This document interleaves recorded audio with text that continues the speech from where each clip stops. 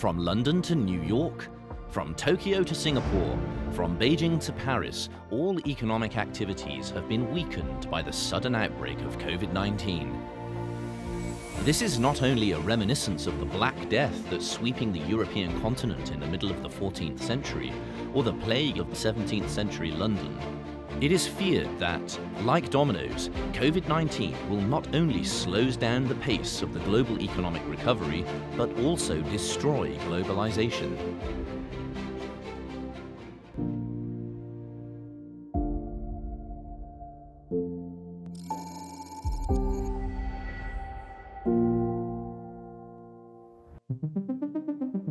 COSCO Shipping is the important carrier to get through the lifeblood of the economic globalization. COSCO Shipping ranks first in the world in terms of comprehensive capacity. How does such an industry giant, which is closely related to the global economic trends, perform in the globe when the COVID-19 is spreading?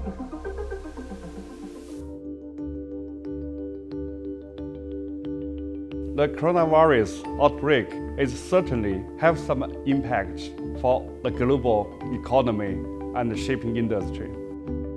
I'm Wang Haimin. I'm Vice President of the COSCO Shipping Corporation. I can show that about 1,300 vessels is sailing around the world now. We worked 7 days, 24 hours, even under the severe situation, to guarantee these supplies on-time delivery.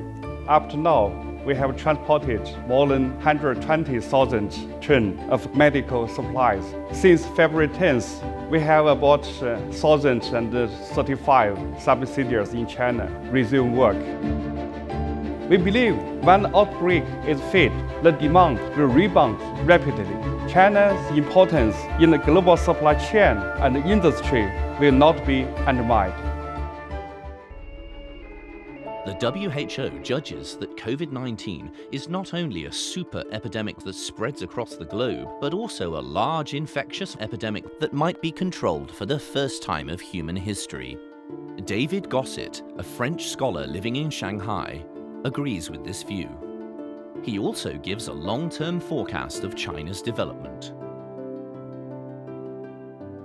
Of course, China has been facing a very, very severe crisis, but this crisis is not going to fundamentally change the course of history. The Chinese Renaissance is here to stay, and it is going to change the world.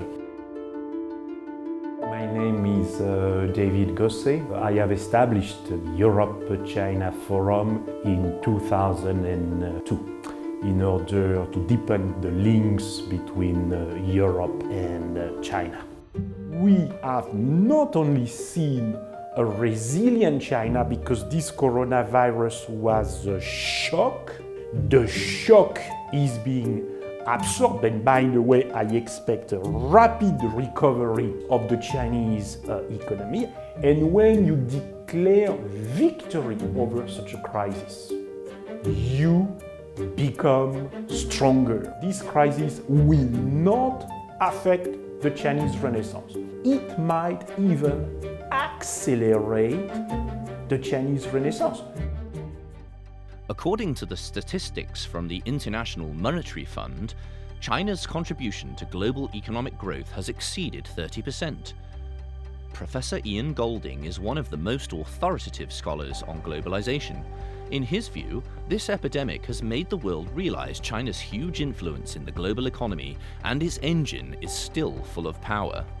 Very different to SARS in 2003, when China was only 3% of the world economy. Today, it's more like 18% of the world economy.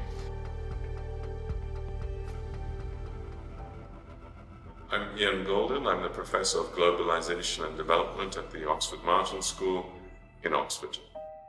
These risks, like we saw in the financial crisis, the super spreading or the financial crisis, cyber attacks and viruses, and we see the super spreading of pandemics. This is a necessary underbelly of globalization, what I call in my book the butterfly defect of globalization.